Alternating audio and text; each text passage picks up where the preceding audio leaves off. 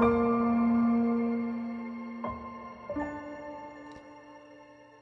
have a look at some example footage taken with the Zhiyun Crane 3 Lab with the Canon 5D Mark IV. Now this is going to be the good, the bad and the ugly. This is our first time taking the gimbal out and using it after setting it up.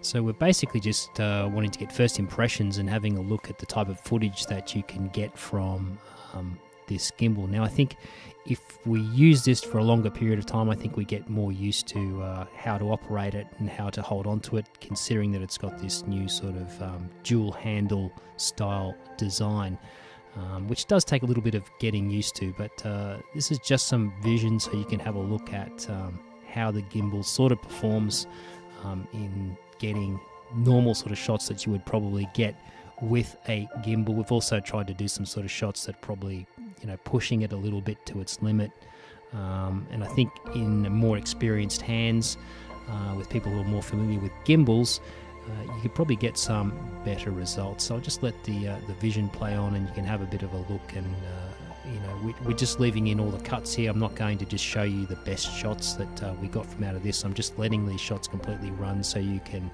see what's happening with the gimbal in terms of what looks good, what looks bad, and how it sort of generally operates.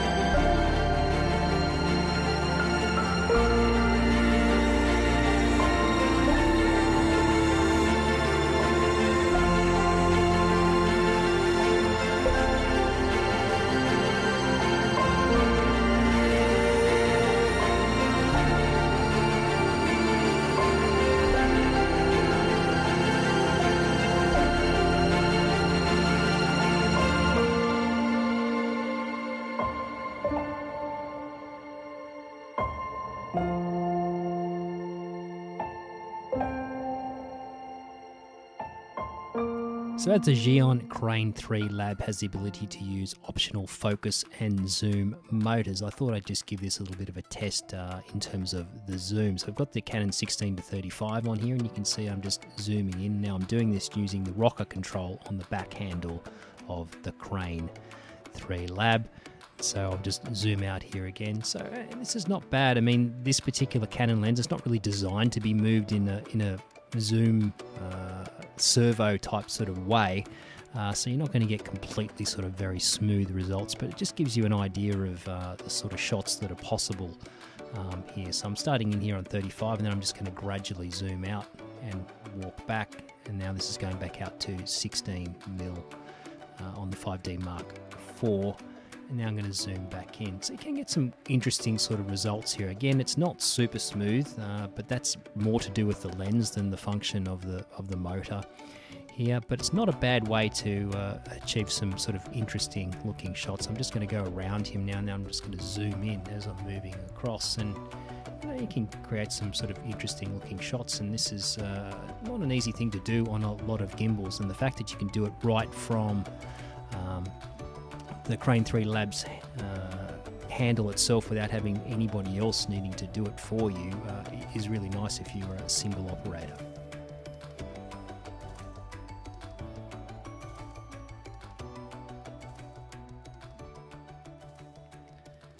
So now let's just have a look at a few shots taken at 50 frames per second. Now this is not going to show me a lot because the trouble is anything in slow motion done on a gimbal is not really going to show any adverse effects or how the gimbal actually performs as a stabilizing platform. Everything tends to look good when you slow down footage, especially on a gimbal. So I just let these shots run, but I mean it's not a massive indication of how good this gimbal is in terms of stabilization. It's just to give you some example footage shot at 50 frames per second so you can just see what it looks like.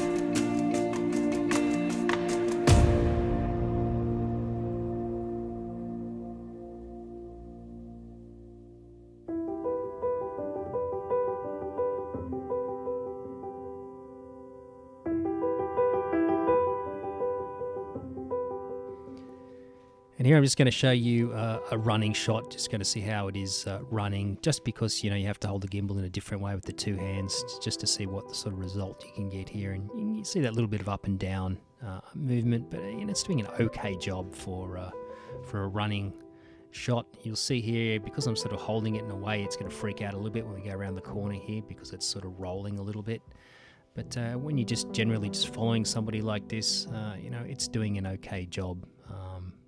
Not too much up and down movement.